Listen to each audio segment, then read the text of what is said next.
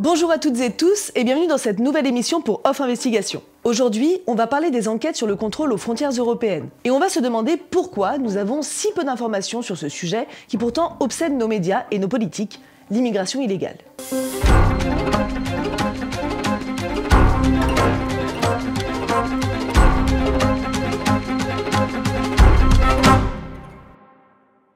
On ne parle que rarement du fonctionnement des frontières européennes dans les médias, les populations sont donc très mal informées, voire pas informées du tout. Pourtant, l'immigration est un sujet qui est abordé en permanence, notamment par nos politiques, mais toujours avec le même cadrage sécuritaire, toujours avec la même question, comment la maîtriser? Dès l'instant que vous avez le sentiment d'une submersion, de ne plus reconnaître votre pays. À 70%, les Français souhaitent qu'on reprenne le contrôle. Et parce qu'ils pensent que la politique migratoire est trop laxiste. Si certains Français pensent ça, c'est parce que c'est ce qu'on souhaite nous faire croire depuis des décennies. On se pose la question du contrôle, mais jamais de l'accueil par exemple. Parce que oui, ça semble une évidence pour tous nos responsables politiques et nos grandes figures médiatiques, il faut plus de contrôle aux frontières. Mais ça se passe comment au juste ces contrôles? Ça sert à quoi? Pour le savoir, il faut aller fouiller dans la presse et les documents de l'Union européenne, parce que le sujet n'est presque jamais abordé. Pourtant, vous allez voir, ça mérite clairement qu'on s'y intéresse de près. Pour gérer ces frontières, l'Union européenne et les États membres font appel à une agence, Frontex. C'est d'elle dont je vais vous parler. This is Frontex, the EU's Border and Coast Guard agency, where cooperation is at the heart of our mission. In today's world, secure and well-functioning borders are more important than ever. Frontex doit donc surveiller les frontières européennes et aider les États à faire en sorte que les personnes exilées n'accèdent pas au continent, et si c'est le cas, à organiser leur expulsion. Officiellement, l'agence doit aussi porter secours aux embarcations en détresse dans la mer Méditerranée. Le problème, c'est qu'il n'y a aucune transparence sur les activités de Frontex. Bon, mais nous ici, on s'intéresse aux enquêtes des journalistes. Et il faut dire qu'on en a bien besoin pour comprendre quel est le véritable rôle de cette agence. Sans ces enquêtes, l'opacité est totale et entretenue par l'Union européenne. D'abord, il faut savoir que l'UE investit de plus en plus dans son contrôle aux frontières. On parle même de forteresse européenne. On est passé d'un budget de 6 millions d'euros en 2005 à 845 millions en 2023. C'est juste énorme. Actuellement, il y a plus de 2000 gardes frontières et l'objectif est qu'il y en ait 10 000 d'ici 2 ans. L'argent est aussi destiné à l'équipement ou à l'armement des gardes. On parle de navires, de patrouilleurs, d'avions, de drones, ainsi que des armes létales et non létales. On est dans une accélération de la militarisation d'une Union européenne prête à investir énormément pour se barricader. Contre qui? Des hommes, des femmes et des enfants qui fuient des situations devenues invivables au péril de leur vie. Sur le sujet de l'armement, qu'on a déjà évoqué dans cette émission, je vous recommande le documentaire « Nous sommes des champs de bataille » de Mathieu Rigouste, qui parle notamment de ce grand business des industriels de l'armement qui sert aussi l'agence Frontex. Mais nous avons besoin de mieux connaître cette machine de guerre et de contrôle qui écrase les peuples. Alors j'ai décidé d'aller enquêter au cœur de Milipol, le salon mondial de la sécurité intérieure des États. Alors, l'Union européenne finance des murs immenses, des centres de rétention, et comment ça se passe dans la mer Méditerranée, loin des regards? Que font les agents de Frontex quand ils repèrent des personnes exilées à la dérive? Le scandale le plus connu est celui des pushbacks. On peut aussi dire refoulement. Ça consiste à remettre les gens à la mer dans des conditions très dangereuses plutôt que de les sauver. La maîtresse de conférence Ludivine Richefeu en parlait en 2024 au micro de France Culture. Je vous ai parlé à l'instant de l'obligation de l'État membre de prendre en charge les réfugiés, de les protéger.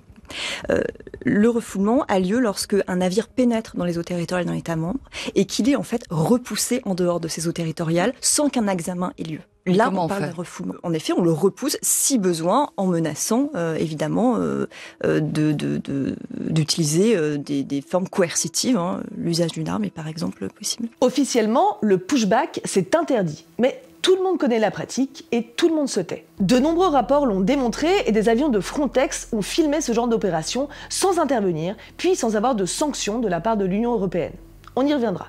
Des pushbacks connus de l'agence européenne Frontex qui auraient caché une vingtaine de rejets violents et illégaux de 957 migrants. Frontex fait tout de même l'objet d'un certain nombre d'enquêtes, mais ça ne change pas son fonctionnement. Tout simplement parce que c'est une politique non officielle, non assumée, mais encouragée. La Cour des comptes européenne a dénoncé l'opacité financière de l'agence. Et l'autorité antifraude, OLAF, a enquêté sur des cas de refoulement, mais également sur des comportements abusifs envers leurs propres employés. Refus de répondre, refus de donner des documents, culture de l'opacité et du secret, manque de contrôle sur ces agissements, il est très compliqué de se renseigner sur Frontex. Je vais vous parler d'une des dernières grandes enquêtes sur le sujet. En février 2024, les enquêteurs du magazine allemand d'investigation Der Spiegel, en collaboration avec le collectif de journalistes Lighthouse Reports, ont eu accès à des documents confidentiels internes à Frontex. Il y a une lettre du directeur de l'agence au Parlement européen qui admet avoir envoyé des centaines de mails aux autorités libyennes pour leur demander la position d'embarcation dans la Méditerranée. Quel est le problème, me direz-vous? Ils ont repéré des gens en mer et ont averti des bateaux pour venir les chercher. Sauf que ce qu'ils font est totalement interdit et très grave.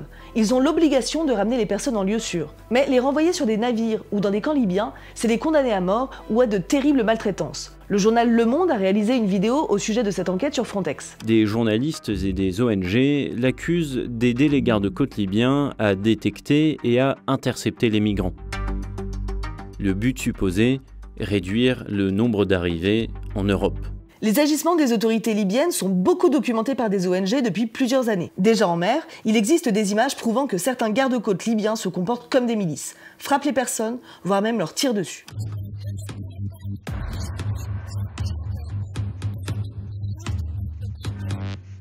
Ils tirent en direction d'une embarcation en bois où se trouvent 63 migrants.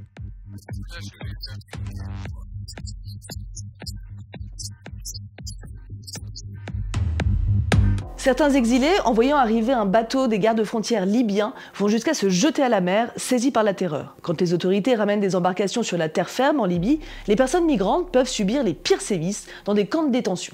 Tout cela est documenté depuis longtemps. Certains sont placés dans des centres de détention officiels, mais d'autres peuvent finir dans des prisons tenues par des milices. Traite d'êtres humains, viol, torture, travail forcé. Voici ce que disait Human Rights Watch en 2022 à ce sujet. Malgré des preuves accablantes de torture et d'exploitation des migrants et des réfugiés en Libye, des crimes contre l'humanité selon les Nations Unies, l'Union européenne a soutenu ces dernières années les efforts des forces libyennes pour intercepter les bateaux. Ces données montrent que la Libye viole le droit international.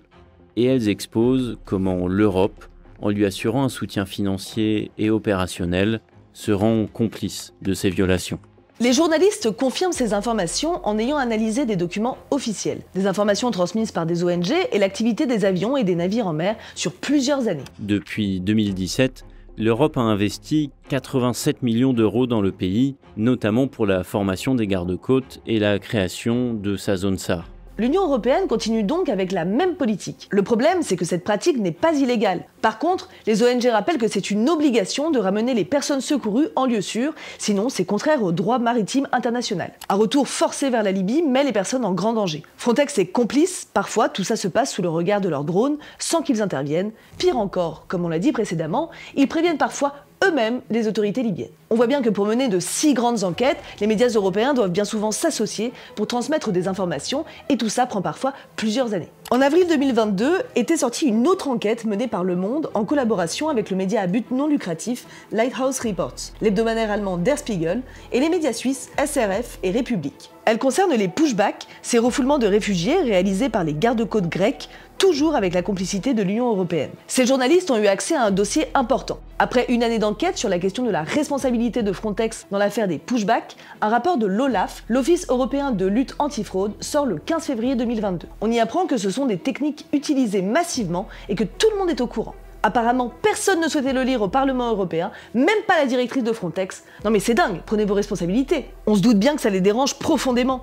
On parle de violation des droits de l'homme. Même certains employés de Frontex ont essayé de dénoncer cette situation. L'un d'eux, interrogé par l'OLAF, explique qu'il y a une interdiction formelle d'enquêter en interne. Des avions de Frontex ne couvrent pas certaines zones exprès pour ne pas être accusés d'avoir été témoins. Bref, ils sont complices, que ça se déroule sous leurs yeux ou qu'ils choisissent de laisser faire à distance. Mis à part quelques journaux, le silence médiatique sur ce sujet est assourdissant. Avec sa série d'investigations Source, Arte a également mené l'enquête sur cette pratique du pushback, à partir de données en accès libre sur Internet. Notre enquête démontre le caractère systématique de ces refoulements en mer Égée et comment l'Union européenne, qui finance les gardes-côtes grecs, ferme les yeux sur ces violations des droits de l'homme. Les journalistes sont partis à la recherche de témoignages sur les réseaux sociaux dans des groupes de personnes exilées. Nous avons analysé des centaines de photos et de vidéos. Elles révèlent que des migrants qui étaient bien arrivés sur le sol européen sont massivement refoulés puis abandonnés en mer par la Grèce, dans des radeaux de sauvetage, femmes et enfants compris. Les autorités disent ne pas être intervenues, mais des témoignages de rescapés contredisent la version officielle. Eux expliquent que leur bateau a chaviré alors qu'il était tiré par des gardes-côtes grecs. Ce sont les personnes elles-mêmes qui publient ça sur les réseaux sociaux. On voit leur position par Google Maps. Certaines associations reçoivent ou repèrent ces vidéos. Lors des pushbacks, ils s'assurent que les personnes ne puissent pas filmer en leur volant leur téléphone. Le vol, mais aussi des attouchements et d'autres violences sont parfois infligées aux personnes sur leurs embarcations, comme le prouvent des images et des témoignages. Ces hommes nous frappaient quand on essayait de se parler. Ils nous tapaient dessus. Le pushback est une pratique atroce. C'est condamner les gens soit à la mort, soit à de grandes souffrances physiques et psychologiques. Les 32 migrants sont transportés pendant plusieurs heures sur le navire des gardes-côtes grecs, sans eau et sous le soleil. Puis forcés de descendre dans un bateau gonflable, sans moteur, sans gilet de sauvetage, à la dérive. Chacune de ces violations commises ont été répertoriées par Frontex dans un fichier Excel sous d'autres mots. L'enquête du groupe de médias prouve que le vocabulaire utilisé falsifie la réalité. Entre mars 2020 et septembre 2021, au moins 22 incidents dans cette zone ont été classés comme prévention au départ, alors qu'il s'agissait de refoulement. En tout, sur cette période, au moins 957 personnes n'ont pas pu effectuer légalement leur demande de droit d'asile en Europe. En 2022, un rapport de l'OLAF, l'Office antifraude de l'Union, accuse la direction de Frontex d'avoir eu connaissance des refoulements en Grèce et même de les avoir couverts. Et alors, fait important, 24 heures après la publication de cette enquête dans différents journaux européens, le patron de Frontex a été contraint de présenter sa démission. Pas de jugement, pas de sanction, il sera simplement remplacé. Cet homme, c'est Fabrice Leggeri, et vous le connaissez peut-être, puisque 2 ans plus tard, en février 2024, il va rejoindre le Rassemblement national pour, je cite, « combattre la submersion migratoire que la Commission européenne et les eurocrates ne considèrent pas comme un problème, mais plutôt comme un projet ». C'est quand même un rapport très dur à votre... C'est une instrumentalisation politique et je rappellerai que précisément vous accréditez l'idée qu'on ne peut pas contrôler les frontières parce que toute cette théorie sur les pushbacks, on va pas faire un cours de droit ici, mais si vous m'invitez une autre fois, on pourra vous expliquer ce que sont des interceptions maritimes. Donc ça c'est le premier point. Ce jour-là, il était sur France Inter face à Sonia De Villers qui avait des questions très inspirées visiblement. Vous êtes un homme de droite, Fabrice Leggeri ? Il est quand même au Rassemblement national, il me semble. Et la droite, aujourd'hui, c'est le Rassemblement national ? Voilà, puis Macron, il est communiste. Non, mais un peu de sérieux. Bref, pour Leggeri, la défense des droits humains, il pense que c'est du militantisme au service du lobby immigrationniste. Un fantasme de l'extrême droite. Et je crois que si vraiment l'Union européenne veut de la maturité politique et de la responsabilité politique, il faut arrêter de mettre des militants au sein des agences qui sont chargées de garder les frontières. Traduction, arrêtez de venir vérifier qu'on ne viole pas les droits humains. Bon, mais justement, ce qu'il appelle les militants, ce sont aussi des personnes qui travaillent ou qui sont bénévoles pour des ONG et associations qui font des sauvetages en mer, comme Sea-Watch ou encore SOS Méditerranée. On pensait que peut-être si la société civile faisait le travail que les États défaillants ne faisaient pas, il y aurait une prise de conscience. 6 ans après, le constat est très amer. On est toujours là. Et on est toujours en train de compenser la faillite des États. Ces ONG sont très régulièrement condamnées par la justice, empêchées de sauver des vies humaines, privées de bateaux, etc., etc. Donc encore une fois, le discours de Frontex et de l'UE sont bien différents de la réalité des faits. On retourne écouter l'ancien directeur de Frontex. Mais il y a des espèces, je dirais, de représentants des ONG qui sont de véritables militants aujourd'hui déployés par Frontex sur le terrain et qui démotivent également la police nationale des gardes-frontières nationaux. Il dit que la présence d'ONG démotive les gardes. Mais à faire quoi alors ? Qu'on nous le dise, si c'est parfaitement humain. Pourquoi ils seraient gênés dans leur mission ? Parce qu'ils peuvent pas repousser des familles à la mer aussi facilement, peut-être ? Qui parlent de pushback à chaque fois qu'on empêche des personnes de rentrer parce qu'elles ne remplissent pas les conditions. Pushback, ça veut dire dans l'expression qu'en gros, il y a des gens qui arrivent sur un bateau, on les repousse, ou à une frontière, on les repousse. Ils utilisent ce mot-là également aux frontières terrestres quand des gens essaient de passer de façon illégale. Fabrice Leggeri admet à demi-mot qu'il ne condamne pas les pushbacks. Mais attendez, c'est pas fini. Dans son camp, Jordan Bardella, le député européen, il en pense quoi, lui ? L'Union européenne est venue me dire que mon rôle n'était pas de protéger en fait les frontières, mais d'accueillir les migrants. Donc Frontex était évidemment une hôtesse d'accueil pour migrants, alors qu'elle devrait être un instrument au service de la protection de nos frontières. Une hôtesse d'accueil peut être complice de crimes contre l'humanité. C'est quel genre d'accueil au juste ? Et cet homme sait très bien ce dont il parle. Il veut rendre légaux, lui, les pushbacks. Bon, il a sa propre définition du truc, mais vous, maintenant, vous savez très bien ce que ça veut dire. Il faut rendre possible, par la loi et matériellement faisable, le pushback, c'est-à-dire quand il y a des bateaux qui arrivent sur les côtes européennes, on les met en sécurité, on les raccompagne dans les pays de départ. Alors ils ont toujours l'argument de « c'est ce que veulent les Français ». Ces mêmes Français à qui on n'a pas demandé ce qu'ils pensent des enfants abandonnés dans la mer. La criminalisation du soutien aux réfugiés est de plus en plus répandue dans les médias. Mais évidemment, ce qui va jouer le plus dans l'opinion publique, c'est la représentation des personnes immigrées. Comme on peut le lire dans la présentation en ligne de l'association Desinfox Migration. Ces dernières années, la diffusion de fausses informations par divers responsables politiques ne cesse d'augmenter, démultipliée par les réseaux sociaux et un certain nombre de médias. Cette désinformation tous azimuts impacte négativement les perceptions des Français sur l'immigration et favorise la construction de représentations très négatives et stigmatisantes vis-à-vis des personnes immigrées, qui minent la cohésion sociale et la démocratie. On pense par exemple à l'amalgame entre immigration et délinquance, jamais débunké, alors que les études prouvent qu'il n'y a aucun lien. Dans la newsletter de France Terre d'Asile, Estelle Njanjo, journaliste et porte-parole de AJAR, l'association des journalistes antiracistes et racisés, analyse la forme de cette médiatisation. La représentation déshumanisante est celle que l'on voit le plus. C'est celle de corps en Méditerranée. Quand les drames migratoires sont repris, c'est en donnant beaucoup de chiffres sur les morts depuis des années, sur la Méditerranée ou sur Calais. Mais on est dans l'hypocrisie totale, parce qu'il faut afficher du sécuritaire. Beaucoup de pays européens considèrent que l'opinion publique veut du sécuritaire, voilà, en disant l'opinion publique, elle va gober les politiques de retour, les politiques de formation des gardes-côtes, le renforcement du budget de Frontex, politique de développement, etc. Alors, il y en aura toujours qui vont dire on va quand même pas accueillir tous ces gens. Pourtant, de nombreuses études prouvent que c'est possible, qu'on pourrait créer par exemple une route légale d'immigration. L'Europe aurait les moyens de recevoir dignement les personnes, et d'ailleurs, lorsque la guerre en Ukraine a commencé, on ne s'est pas posé la question. La classe politique et médiatique a déclaré qu'il fallait les recevoir pour les protéger. L'opinion publique l'a compris, tout ça paraissait logique. Et c'est là bien sûr qu'arrive un autre aspect non négligeable de cette politique migratoire, la déshumanisation des personnes non blanches. Ces dernières semaines, l'Europe a prouvé qu'elle était capable d'accueillir des milliers de réfugiés ukrainiens. Peut-elle montrer la même solidarité avec les autres personnes également dans le besoin? L'Union européenne et son agence Frontex mènent donc une politique raciste, dangereuse et inhumaine, tout en cachant cette réalité à ces populations. Si on prend seulement la Méditerranée, il y a eu au moins 40 000 morts ces 10 dernières années. Notre gouvernement, comme l'Union européenne, sont hypocrites dans leurs discours, cachent la réalité et s'embourbent dans un délire sécuritaire qui met gravement en danger les personnes. Le souci, c'est que l'Europe essaye de montrer son humanisme, mais en réalité, ses comportements sont très loin de cette image.